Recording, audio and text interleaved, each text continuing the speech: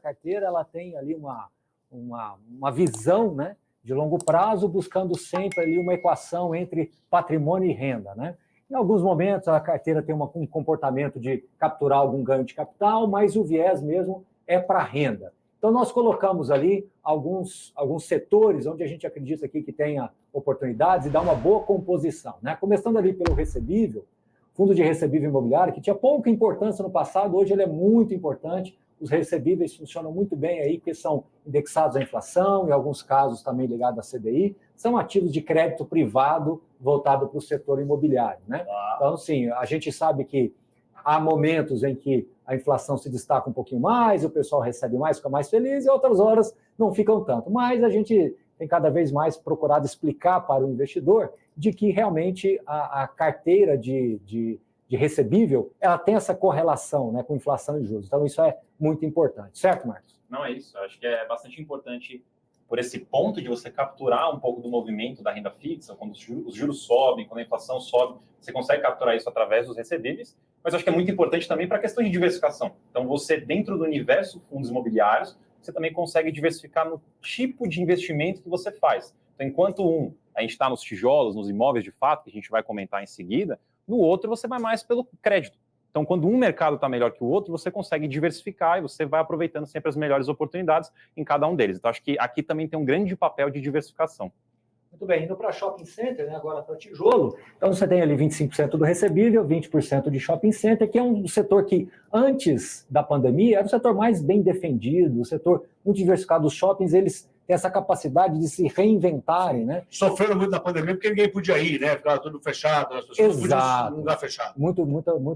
Muita tensão naquele momento, só que eles se mostraram muito resilientes, né? E deram a volta por cima. E é um ativo que pode se reinventar, né? Você pega um shopping como a gente está aqui agora, ele se reinventa. Uma loja sai, muda a temática, você tem essa dinâmica. Então, é um ativo que combina imobiliário com a dinâmica da vida das cidades. Então, isso é muito importante. E você escolhe ali os que você quer colocar ali, é isso? Exato. Assim, aqui a gente está apresentando o desenho geral. Primeiros setores. A ideia é só falar realmente mais sobre os setores. Tá bom. Quando a gente vai para o logístico, o Brasil ele sempre teve uma dificuldade muito grande de logística, e nós sabemos que um setor está intimamente relacionado com a capacidade produtiva de escoar a produção no Brasil. E quando você olha, Pablo, todo o inventário logístico do Brasil, ele representa praticamente uma cidade nos Estados Unidos. Então, nós temos também um potencial muito grande para o setor logístico, né, Marcos?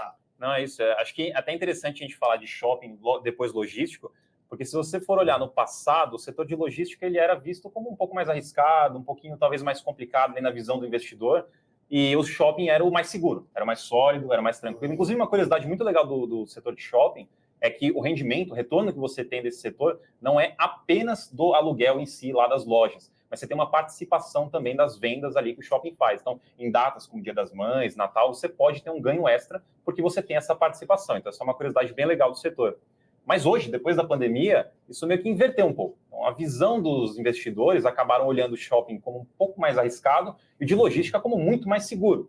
E isso, para complementar junto com a parte de recebíveis, com a parte de papel que a gente falou, tudo joga muito na diversificação. Então, a gente tem aqui na carteira como um todo o que seriam os principais setores, os maiores, os com mais opções, os mais consolidados, e tudo ajuda muito para o investidor conseguir aproveitar os melhores momentos dentro do que ele tem na carteira, e também quando tem algum problema em algum deles é mitigado pela diversificação. Então, logístico aí a gente enxerga uma grande expansão ainda pela frente, como já vem desde a pandemia. Então, é um setor bem interessante para ser. E a economia também, né?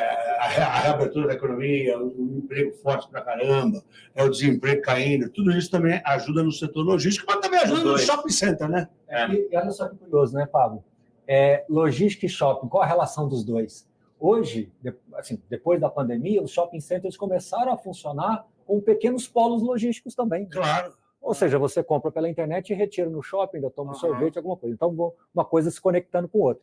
E já indo para a renda urbana, mais ainda para completar. Porque a renda urbana, ela transita dentro das escolas, clínicas de diagnóstico, você tem supermercados, atacarejos. Então, os imóveis passaram a ser acessados de uma maneira ainda mais democrática, né? Você consegue fazer com que o imóvel ali da sua cidade, o supermercado, a escola, possa estar dentro dos fundos imobiliários. Então, esses 3 setores, eles têm uma certa conexão. Sim, tá? De uma certa maneira, eles são correlacionados. São correlacionados, né, Marco? Concorda? Não, concordo 100%. Eu acho que o de renda urbana, ele traz também muito valor no tipo de imóvel que você encontra ali.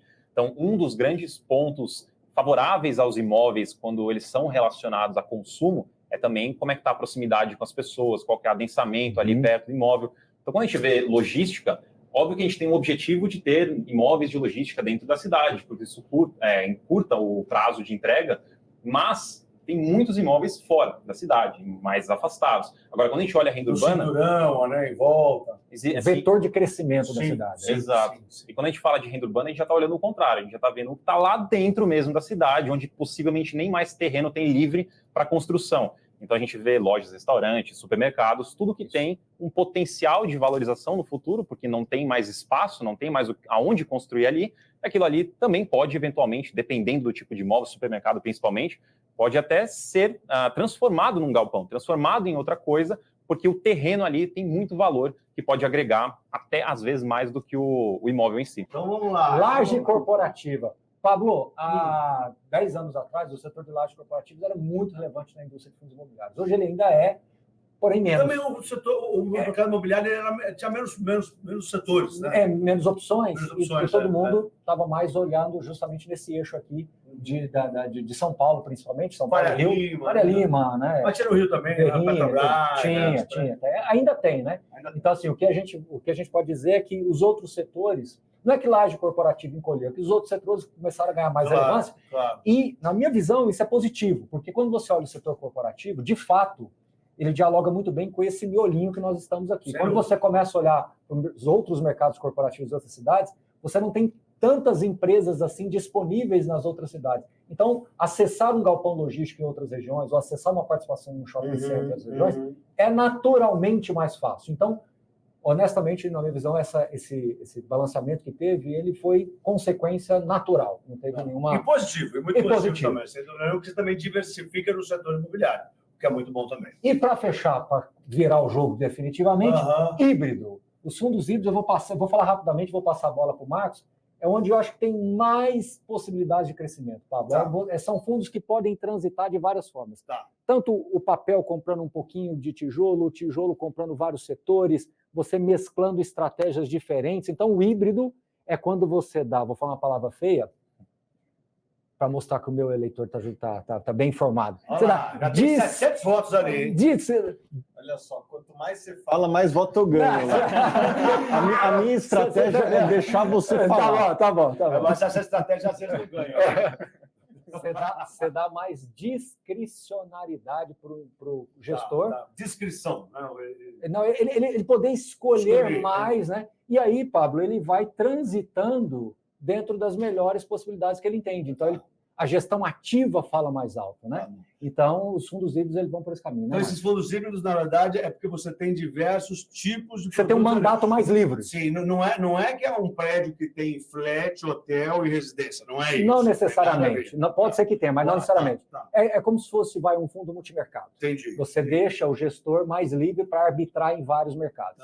Tá bom. Certo, Marcos? Sim, eu acho que tem uma magia aqui nos setores, que é o seguinte, por trás da carteira, a ideia é você investir em bons imóveis, bem localizados, ótimas qualidades, bons gestores. E quando a gente olha essa diversificação que a gente colocou na carteira, se você for pensar renda urbana, ele acaba, sobrepondo um pouco outros setores também, porque renda urbana pode ter logística, renda urbana pode ter escritório, híbrido pode ter logística, pode ter escritório. Então, o futuro ele acaba se moldando para um pouco mais de liberdade para o gestor, ser um pouco mais híbrido, para que justamente ele consiga aproveitar as melhores oportunidades, nos melhores imóveis, nas melhores localizações. Então, pode falar? Não, pode ir. Não, então, assim, o legal de enxergar tudo isso é que você vai vendo valor no imóvel, e talvez não necessariamente numa tese restrita, que é algo que deve ainda evoluir. A gente dividiu bastante nessa forma, porque os fundos são muito divididos nessa forma hoje em dia, mas a gente ainda está enxergando algumas mudanças. Eu tenho uma dúvida, Marcos. Então, por exemplo, vamos supor, você está lá no fundo híbrido, ele começa a investir muito em logística. Você analisa isso, por exemplo, se você, na sua carteira, estiver desconfortável com tanta logística, você pode diminuir um pouco do percentual de logística? Então, se você tem um fundo híbrido que está fazendo essa movimentação, Ele pega e bota muito em logística, aí você diminui a parte sua de logística? e se você tem logística na sua carteira em outro fundo, você pode controlar. Então, Tá o bem. híbrido seria um pouco mais amplo. Tá. Então, você, investidor, precisa olhar o que tem dentro desse fundo híbrido que você tem, para que você entenda um pouquinho como ele está se expondo, para que você entenda melhor a diversificação da sua carteira. Então, esse híbrido seria dividido depois. E para entender melhor, carteiras da Sono, conversa com vocês, analisa o que vocês escrevem, os vídeos que vocês fazem, tudo. O shopping center, ele já recuperou bem, né? Mas ainda tem muito a subir o preço, porque a gente vai no shopping e vê o shopping lotado. E às vezes eu sinto que o dos shopping centers ainda tem que essa carteira tá boa, porque tem bastante ali de Foi o shopping. que o Marcos falou, né? Muito bem pontuado, inclusive.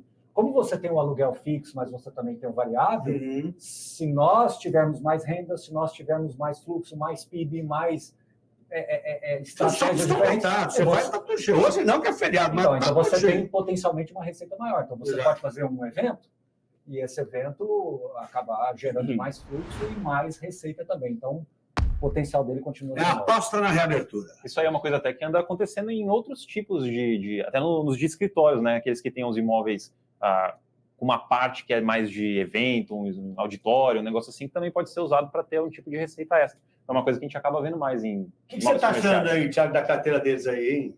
Eu acho que é uma boa carteira, não é uma carteira ruim, mas a nossa vai ganhar.